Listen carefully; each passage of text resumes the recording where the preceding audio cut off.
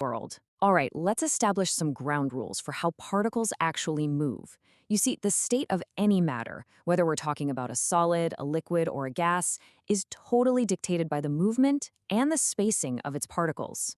So what exactly is translational motion? Well, molecules in gases and liquids show translational motion, which basically means they are constantly moving around, completely at random, in all directions.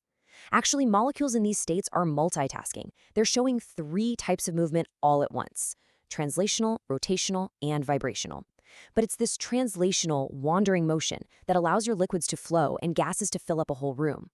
Solids, on the flip side, are locked tightly in place by really strong interparticle forces, so they just kind of vibrate in place. And this beautifully answers a classic quick check question. Why can't you compress a liquid the same way you can a gas? Just think about their spacing. Liquid particles are already packed quite close together, held by significant cohesive forces. They've got a fixed volume, so there's really nowhere for them to go. Gases, however, those particles are widely spaced out with negligible attractive forces at low pressures, which means there's plenty of empty space to literally squeeze them into. Moving on to Section 2, Heat, Evaporation, and Phase Changes. Let's tackle how heat transforms matter and why certain things feel physically hot or cold to the touch. This is where we get into phase changes and internal energy. Which brings us to a really fascinating quick check. If both steam and boiling water are sitting at exactly 100 degrees Celsius, why on earth is a steam burn so much more severe? I mean, it seems counterintuitive, right? The temperature is exactly the same. The absolute crucial point here is internal energy. Internal energy is the total energy a substance contains. That's the kinetic energy of its moving particles plus the potential energy of the bonds holding them together. Now, liquid water at 100 degrees has high kinetic energy, for sure. But steam contains massive hidden extra energy.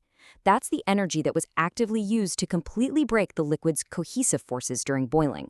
So when that steam hits your skin and condenses back into a liquid, boom, it releases all of that massive additional internal energy directly onto you. This actually brilliantly illustrates the three-step process for why we all wear cotton in the summer to stay comfortable. Evaporation is a surface phenomenon, and it needs energy. But where does that energy come from? Well, it comes directly from the liquid sweat itself, which absorbs the heat right from your body. The most energetic water molecules escape as vapor. And since the highest energy molecules are leaving the party, the average kinetic energy of the liquid that's left behind drops. Lower kinetic energy literally translates to a lower temperature, leaving your skin feeling nice and cool. But hang on. Here's another fascinating puzzle. If you just keep adding heat to a pot of boiling water, why doesn't the temperature keep going up? You're actively firing heat into the pot, yet the thermometer is totally stuck at 100 degrees. Take a look at this heating curve. What's really interesting here are the flat lines, like the one from point D to E. That flat line represents the boiling point. You see, all that added heat is actively working to break the attractive forces between particles, completely separating them to form a gas, rather than raising their kinetic energy and temperature. The temperature will only start climbing again once the entire liquid has fully converted into a gas. All right, let's rapid fire through some short answers based on the physics we just learned. First, where does the energy for evaporation actually come from? Well, it steals energy from within the liquid, absorbing heat from its surroundings. Second, is condensation an endothermic process, meaning does it absorb heat? No way. Condensation is actually exothermic. As a gas cools down and its molecules slow down and get closer together to form a liquid, heat energy is literally released out into the surroundings. Section 3, Sublimation, the Vanishing Act. Now for our third mystery, and honestly, this is one of the coolest phenomenon in chemistry. Have you ever noticed that naphthalene balls, you probably know them as moss balls, when you place them in your winter clothes, they don't melt into some messy liquid, they just slowly vanish over the months? The answer to this vanishing act is sublimation. That's the direct conversion of a solid straight to a gas without ever melting in between. Think of dry ice sublimating into that thick, spooky fog, or those solid naphthalene particles absorbing enough energy to jump directly into the vapor phase. This is the exact same principle used in solid air fresheners to spread nice-smelling vapors throughout a room. And, just to cover the flip side of that, if a gas changes directly into a solid, like frost forming on your car window on a cold winter morning, that's called deposition. Section 4. Gases under pressure. Let's shift gears a bit and look at what happens when we trap and pressure these fast-moving gas particles. We know gases are just particles zooming around, but how does that translate to the real world? So, how exactly does a gas exert pressure? Honestly, gas pressure is just billions of microscopic collisions. The particles are constantly, relentlessly smashing into the walls of their container. Now, what happens to the volume of a gas if you decrease its temperature while keeping the pressure and mass constant? Well, according to kinetic theory, cooling slows the particles down. They hit the walls less often and with way less force. So Charles's law dictates that to maintain a constant pressure with these weaker collisions, the volume literally has to shrink.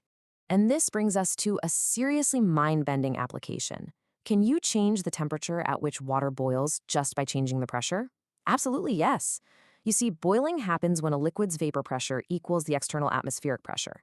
Down in Karachi, at sea level, that's 100 degrees Celsius. But in Marie, way higher up in the mountains, the atmospheric pressure is lower. Because of that, the water doesn't need as much energy for its vapor pressure to match the atmosphere, so it boils at just 98 degrees Celsius. You can physically change a boiling point just by lowering the external pressure. How cool is that? Finally, we reach section 5, the Great Diffusion Race. Diffusion is basically the spontaneous spreading and intermixing of gas particles from an area of high concentration to an area of low concentration. So, let's set up a quick race. If you opened a bottle of ammonia and a bottle of hydrogen chloride at opposite ends of a room, which invisible gas would reach your nose first? The rule to solve this quick check lies right in the kinetic theory. At any given constant temperature, molecules of all gases possess the exact same average kinetic energy. But because kinetic energy is tied to both mass and speed, lighter molecules must travel at much faster speeds to maintain that same average energy compared to the heavier ones. Therefore, the lighter ammonia gas easily wins the diffusion race against the heavier hydrogen chloride gas. Let's build on this logic for a three-way race between hydrogen sulfide, nitrogen dioxide, and sulfur dioxide. Which one diffuses fastest and which is the slowest? Applying that exact same logic, you just have to look at their molecular weights. Hydrogen sulfide diffuses the fastest because it's the lightest molecule of the three. It'll zip across the room, leaving the heavy sulfur dioxide completely in the dust as the slowest. So the next time you feel a cooling breeze from your sweat, or you watch a pot of water boil, or even smell a perfume from across the room, ask yourself, what are the invisible zooming particles doing right now to make this happen? Because once you understand kinetic particle theory, the everyday mysteries of the physical world are no longer mysteries at all. Thanks for diving into this explainer with me, but I'll leave you with this.